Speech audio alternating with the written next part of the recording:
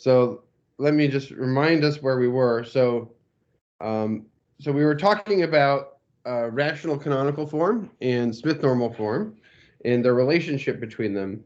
And at the very end of class, I rushed to state the following theorem. It said that if you have two n by n matrices over a field, then them being similar, them having the same Jordan canonical form, and their kind of characteristic matrix, which is this thing where you take the identity minus t, t minus a, right? And you make a matrix out of this. The thing whose determinant is a characteristic polynomial. So those things having the same Smith normal form is the same thing as the previous ones.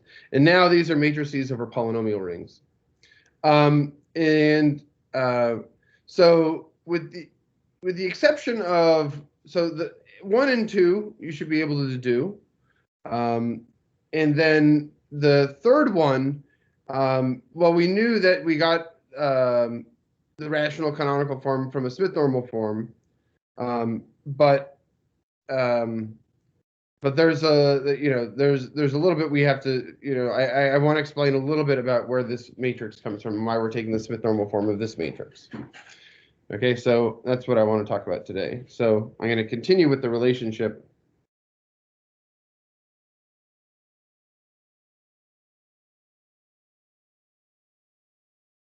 between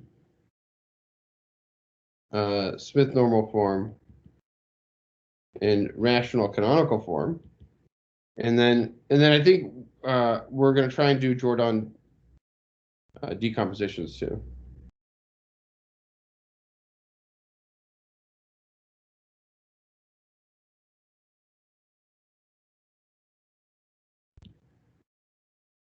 Okay, so all right, so let's do the relationship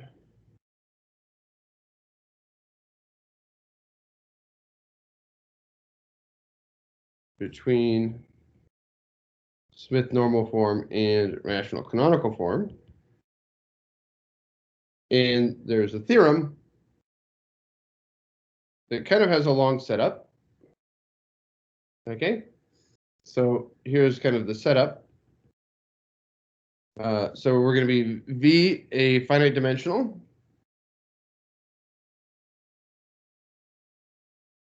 F vector space.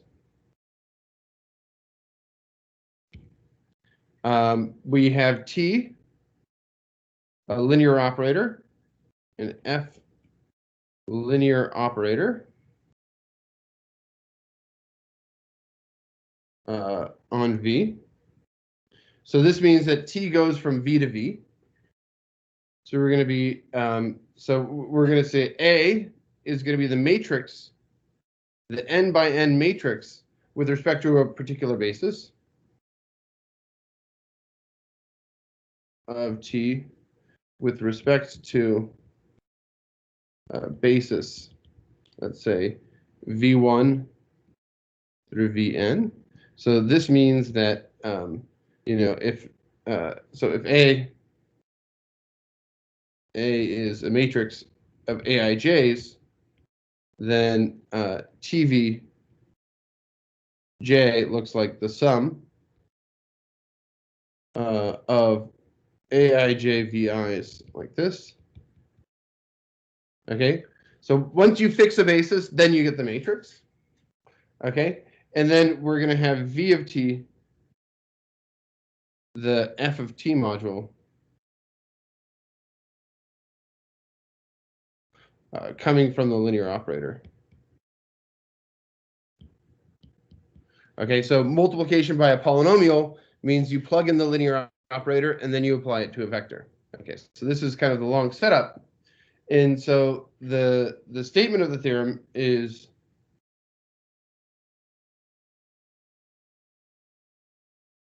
that so V of T has the following presentation.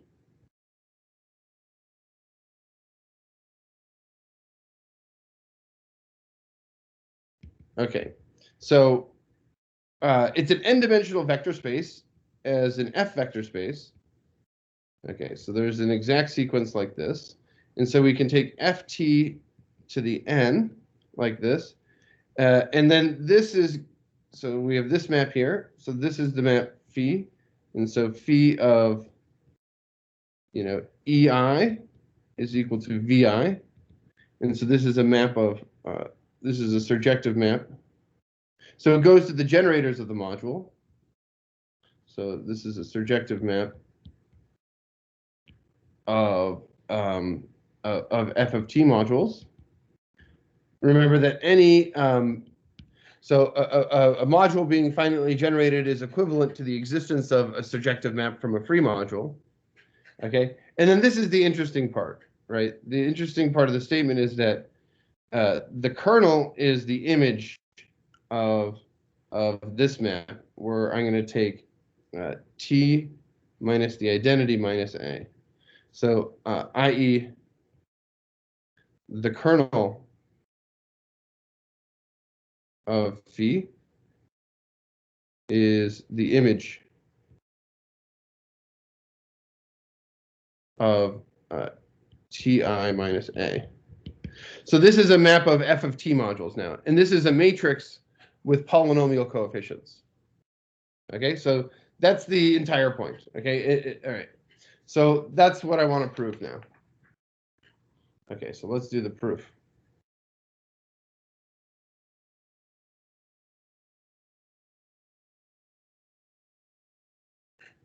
Okay, so the easy part, there's kind of an easy part.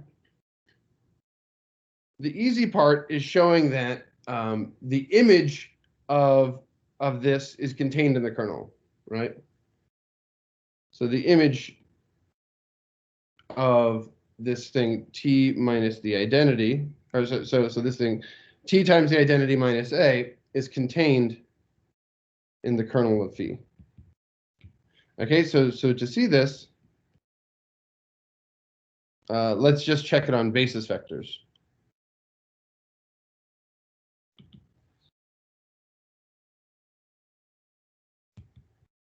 On basis vectors. Okay, so all right, so t times the identity minus a on some ej. Okay, so this is equal to t times ej, and then minus aej. Okay, so this is tej minus, and now we have a sum of aij,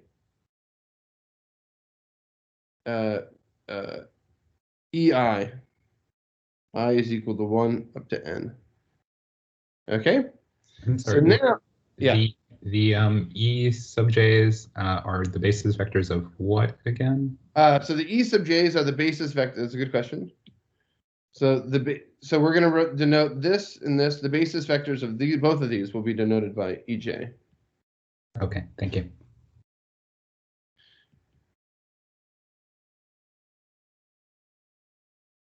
A standard basis,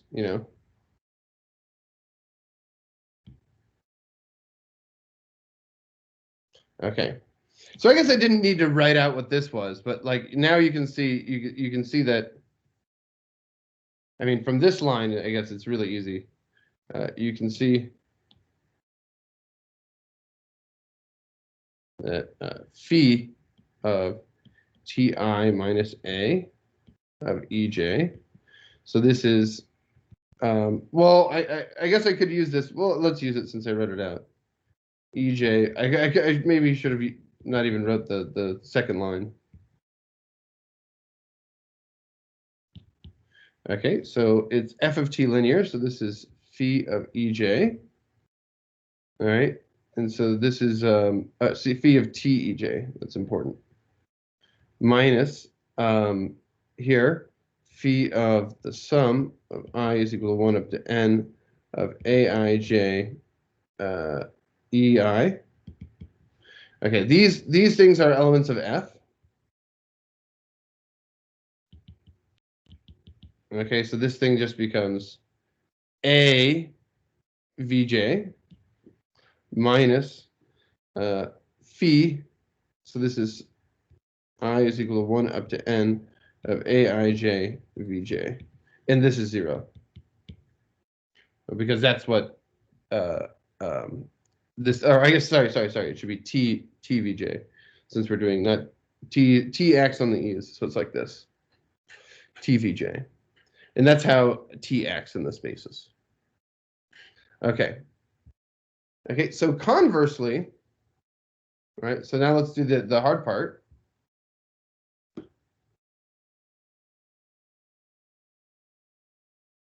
So we need to show that any element of the kernel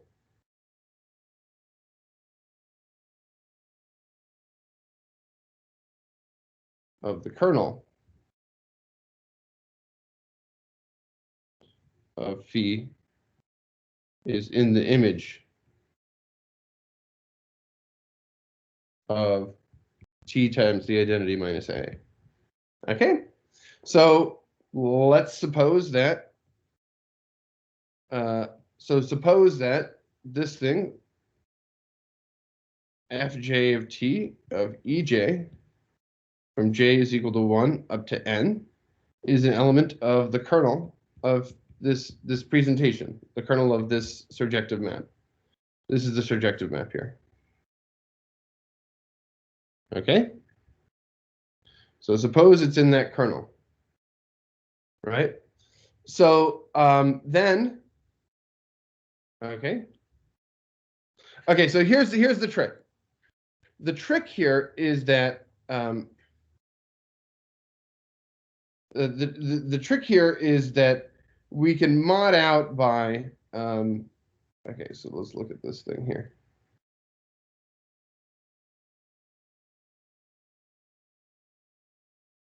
Okay, so modulo the image. Okay, so let me just say what's gonna happen.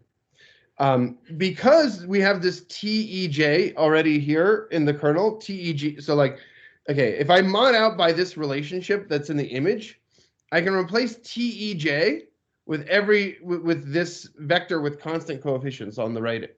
So if this thing is 0, right, then tej is going to be equal to aij, the sum over here, the sum of aij ei's, right? And this has f coefficients. So if we mod out by the image, right, then we can suppose that everything here is going to be, it looks like a constant, okay? Because every time you have a power of t, right, you just do that multiplication, okay? So note that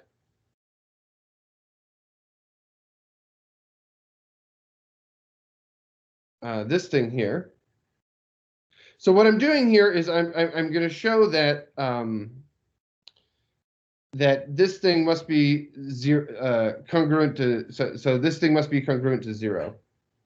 Okay, so this thing is congruent to the sum of j is equal to 1 up to n of cj ej for modulo the image of ta minus I, ti minus a. Okay, so anything that's in the kernel, if we were to mod it out by this, can be brought into, can look like a constant vector. So this is a constant.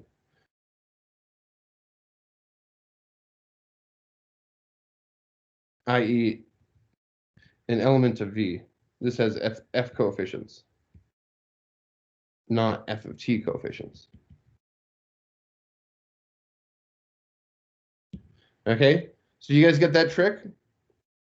Okay, and so now we know that everything in here is the kernel, so the map phi is still well defined, right? So since this thing is in the kernel, we know that this thing, phi of this thing, j is equal to 1 up to n of fj of t ej. This is phi of this. Because we definitely mod it out by something in the kernel. Okay, so this is 0, right? Because by hypothesis, we suppose that this thing was an element of the kernel. And this thing here is equal to, well, the sum of Cj, Vj. Because we're not really doing anything with t's, right? And so if we're not doing anything with t's, we just get the vector back. All right. And so this is a vector. So all of these elements are linearly independent, right? So this implies that C1 is equal to C2 is equal to ... is equal to 0 by linear.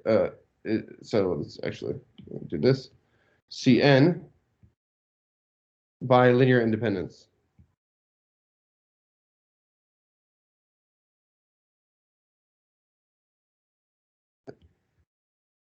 Okay, and so this implies that here, that this thing, anything in the kernel,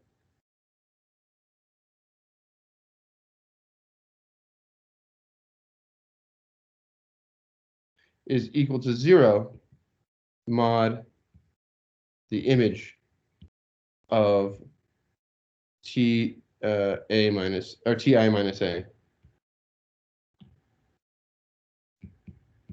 So that means that this is the same thing as being in the kernel, or in the image.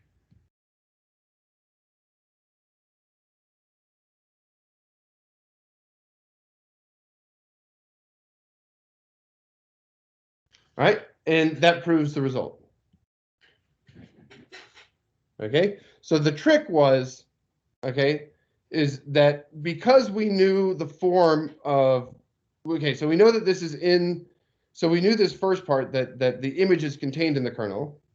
And then we know that the image is generated by these things where you have t times the basis vector is equal to, well, a vector with f minus a vector with f coefficients. Because we have this, we can reduce a general thing with a general element of the free module with polynomial coefficients to one with constant coefficients.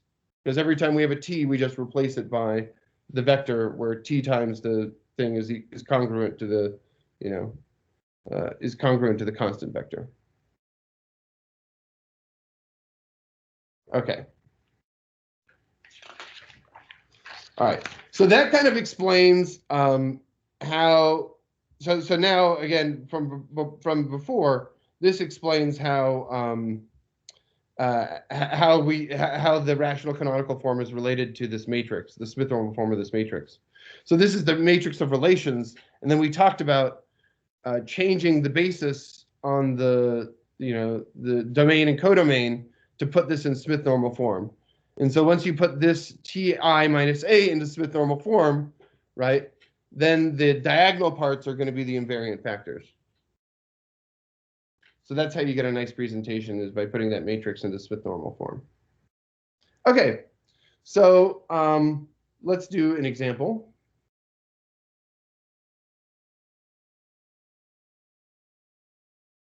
Okay, so find.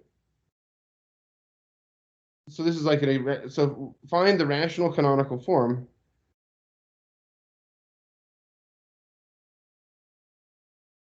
This is kind of like an example problem of the matrix A, which looks like 1, 1, 0, 1. And you guys might recognize this as, and let's say this is a matrix with Q coefficients. M2 of Q. Okay, so all right. So first, let's compute the characteristic polynomial. Okay, so the characteristic polynomial. So Ti minus a. So this is T minus 1 minus 1, 0, t minus 1. Okay, so the determinant of ti minus a. So this is t minus 1 squared. Okay, so okay, one thing I guess I should mention here is that if you were to do like a row swap, if you were just going to try and like do row operations to put this into the form of a companion matrix, you wouldn't do very well, right? I mean, it doesn't work at all because. So let me, well, maybe I'll do this after. But you can't just do like the operations you're allowed to use to get something into rational canonical form is much different from Smith canonical form. So I said this before. But for example, you can't swap rows here, but you are allowed to swap rows and columns here. Okay. Anyway, so this is the characteristic polynomial. And so I'm gonna start doing this row swapping. And the trick was to find the thing that can, so to take your pivot to be the thing that divides all the other things. Okay? And if you have something that doesn't divide all the other things, you have to use that the sum of, that the GCD is a linear combination of a bunch of elements. So let me just continue with this example, and I'll say that again. Okay, so I'm just going to do a swap here. T minus 1, 0.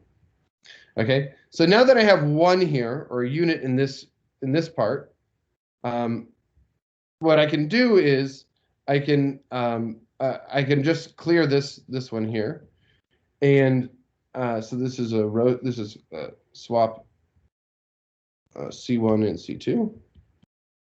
Okay, and then from here to here, so we have we killed this one, and to kill this one, I take this row, and then I multiply it times, and I multiply it times t minus 1 and add it to this row.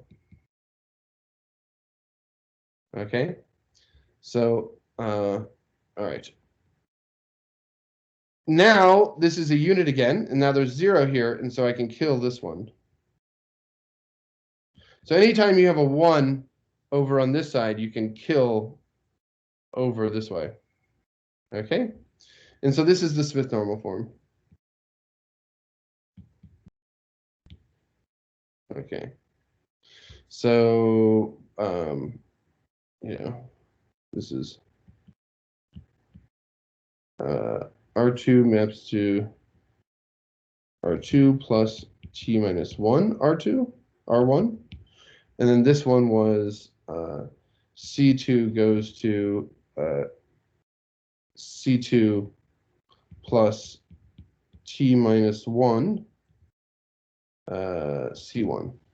Okay, so this is a Smith normal form. This is a unit, and this is unit. So this means that, okay, so this implies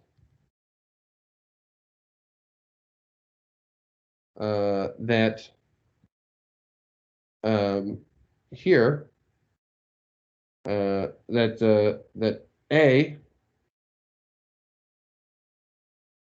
is similar to the companion matrix of T minus 1 squared.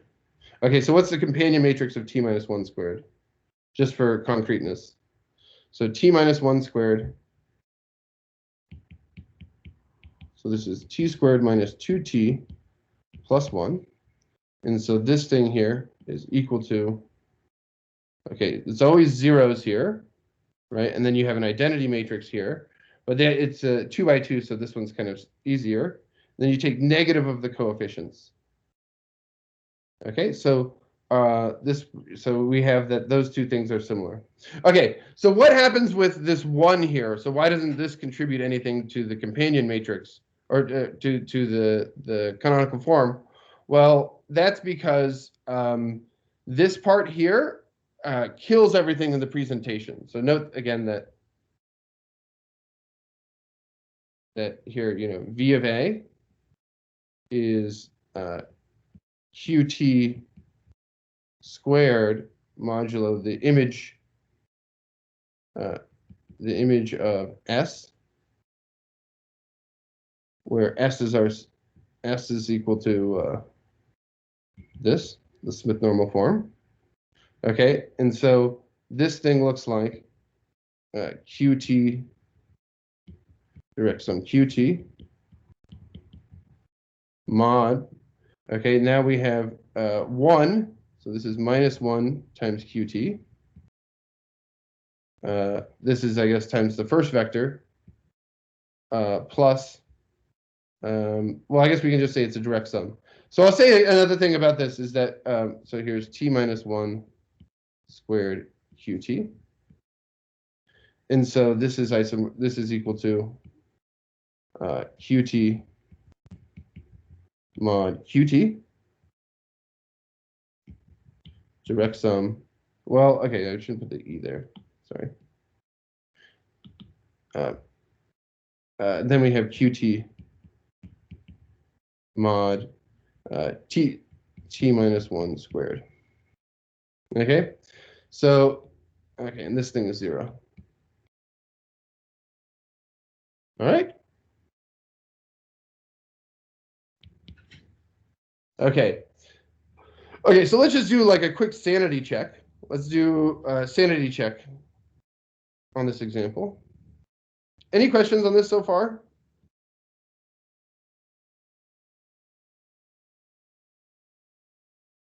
Okay, so let's compute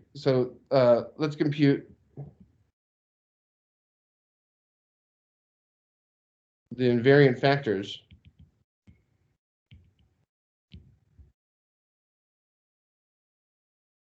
of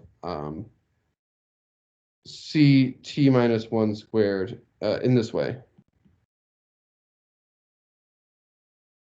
Okay, using Smith normal form. So we already know what the invariant factors of a companion matrix. Well, it's it's the polynomial. It'll be the ideal generated by the polynomial that it already is. So like we know what the invariant factor is for free.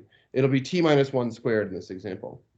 Okay, so C T minus 1 squared. Again, this is the matrix 0, minus 1, 1, 2. Okay, and so so again, we have this thing, identity minus CT minus 1 squared. Okay, so this is T, and then we have, this is 1, this is a minus 1, and this is T minus 2. Okay, now we pivot to something that is more divisible, right? So we'll do this one. So the pivot is this thing here. Okay, so you want this one so that you can multiply through to kill the things below it. Okay, so this is T minus 1 like this. Okay, so now we can kill the thing below it, 1, 0. But by killing the thing below it, right, we have to add something to this row. So we have to subtract minus T times T minus 2. Okay. All right. All right. So this goes. Okay. So what is this thing, by the way? Minus 1 minus T times T minus 2. Okay. So this is equal to minus 1 minus T squared plus 2T. Oh, that looks familiar. This is minus T squared minus 2T plus 1. So that's minus T minus 1 squared. Okay, so this is equal to 1T0 minus T minus 1 squared. And this thing, we can kill this row by this. We can now kill this piece, 0, because we have 1 here. Okay, and so so what was I saying again about this pivot thing, right? So in general, you need to use that the GCD of a bunch of elements. I don't know, we'll call this we need to give them letters. So let's say C1 through Cn is equal to a linear combination R1C1, oh, sorry, R1C1 plus RnCn. Okay, so so this is in PIDs.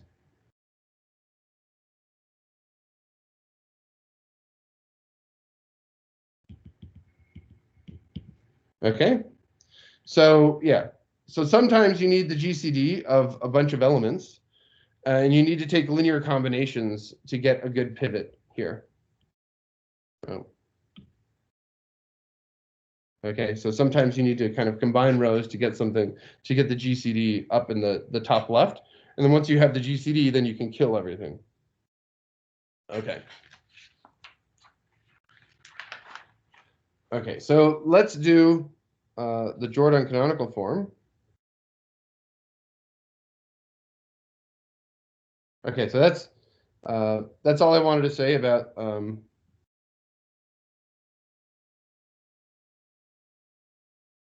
okay.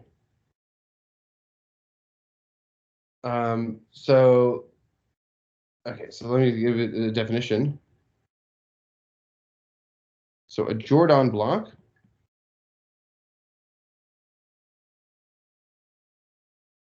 is a matrix of the form well, AI plus J, where I is the identity,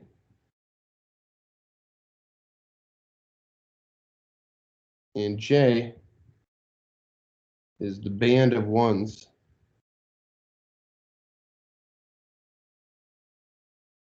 above the identity. Okay, so let me give some examples. So you can have AA1, or you'll have something like AAA110000. Okay, and it keeps going. Okay, so these are what Jordan blocks are. Okay, and so a matrix is in Jordan canonical form if it is in so a matrix A is in Jordan canonical form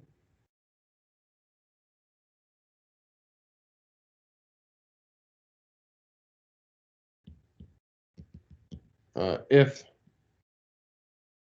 I guess I should underline this. If it is block diagonal with Jordan blocks.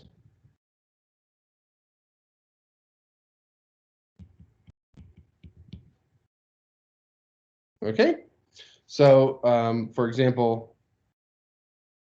AA1 0, and then you could have 0 0 0 1 0 0. So this would be in Jordan canonical form. Okay.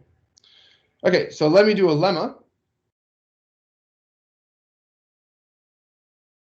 Okay, so if A is AIN plus JN, so i.e.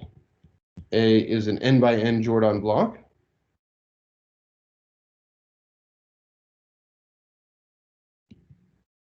Then VA, so the module associated to it is isomorphic to, okay, so let's say this is O for a field. This is O for a field F. So it goes T minus A to the N. Okay, so Jordan blocks look like this. Okay, so their modules look like these polynomials to a power. Okay, or maybe you can write it like that too, I guess, if you want. So this is over a field. Okay. This is over a field. Yeah. This not necessarily algebraically closed right now.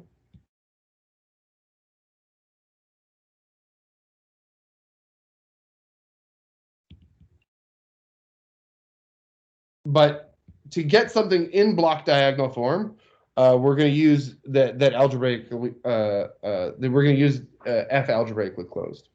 Okay, so let's do the proof. Okay, so first the characteristic polynomial. Okay, so you guys understand what's going on? So like, we made this module again. So the claim is that this module is cyclic, and it has one invariant factor, and that the invariant factor is just t minus a to a power. Okay. Okay, so proof. So the proof is the characteristic polynomial. So we're going to look at the characteristic polynomial. Characteristic. Sorry.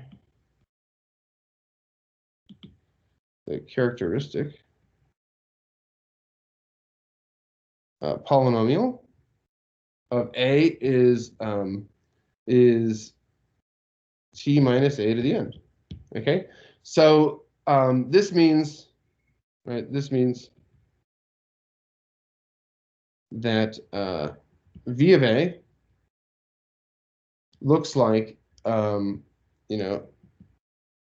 ft mod a1 of t direct sum, blah blah blah, direct sum ft. So these are the invariant factors where the AIs are AITs are the invariant factors.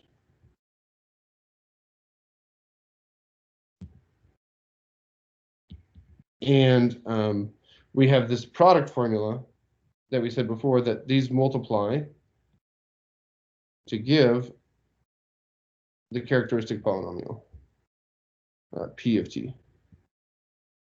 This is PA of t. Okay. So, all right. Now okay. So VA is cyclic. Is actually cyclic. And generated by En. Okay, so note that so if we look at the way the block diagonal works, so let's just do this in a simple case.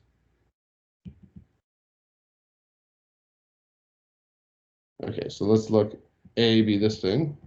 A 0 0 0 1 1 0. Okay, so AE3, so this is equal to, well, this is going to be AE3 plus E2.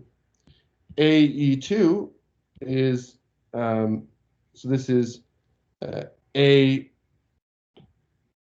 okay, so it's AE2. AE2 is little a E2 plus E1, and AE1 is AE1. Okay, so we can obtain, so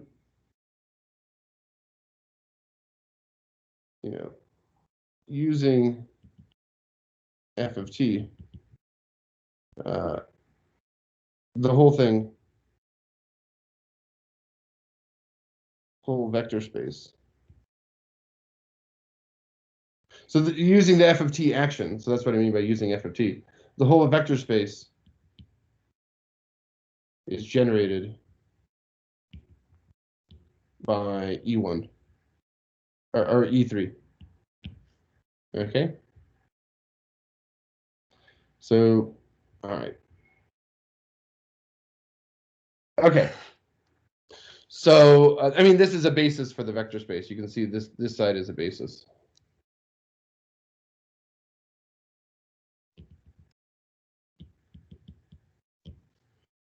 Okay.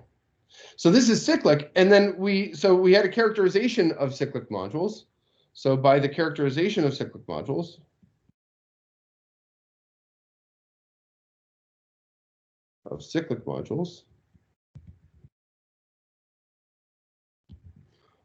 so we have that VA is isomorphic to, it looks like a ring module of the ideal, A1 of T.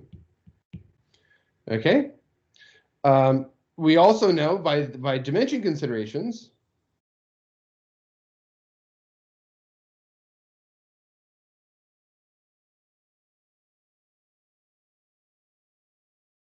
we know that the dimension of both sides have to be the same, so that the degree of A1 of T has to be equal to N. Okay? So this means that this thing, A1 of T, has to be equal to T minus 1 to the N. Okay, so they have to generate the same ideal. Okay, so okay, so this is the hard part of this. Okay, so conversely, so what do we show? Okay, so we just showed that so therefore, VA is isomorphic to F of T mod T minus A to the N. Okay, so conversely, okay, so that's actually what we wanted to prove. Right? That's all we wanted to prove. But I just want to maybe make a little remark.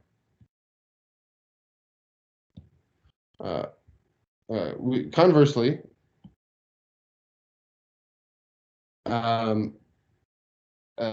if VA is isomorphic to FT on T minus A to the N, then A is similar to a block, a Jordan block.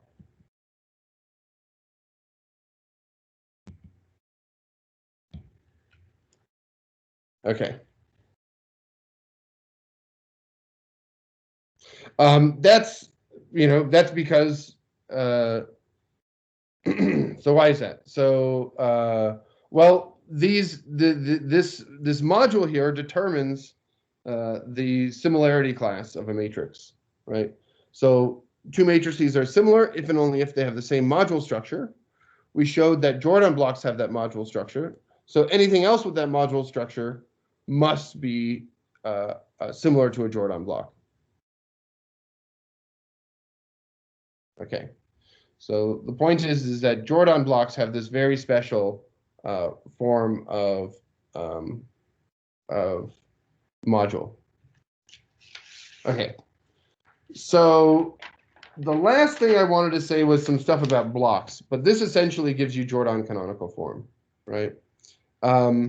So, and what you do is you break. Okay. So how does this give you Jordan canonical form?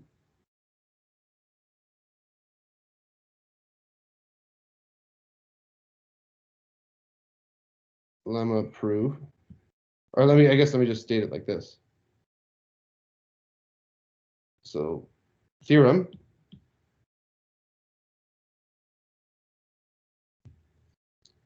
if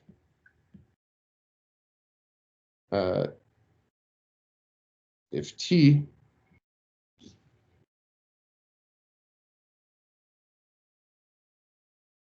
I'm just worried about zero blocks.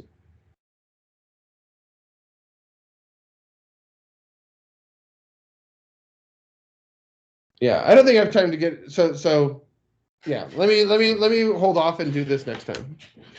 And I'll make some remarks on block matrices next time and how to put this all together. But this essentially gets it. So the idea, let me just say what the idea is that once you have these so let's see, we already wrote this thing down here. Oh, okay. So the idea is that once you have this this form here, right? You know that it looks like this.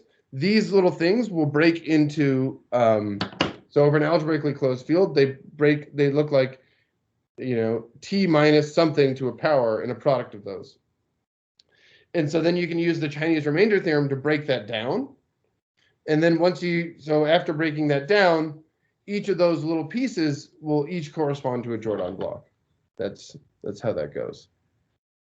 Okay, so I am going to stop the video here and take some questions.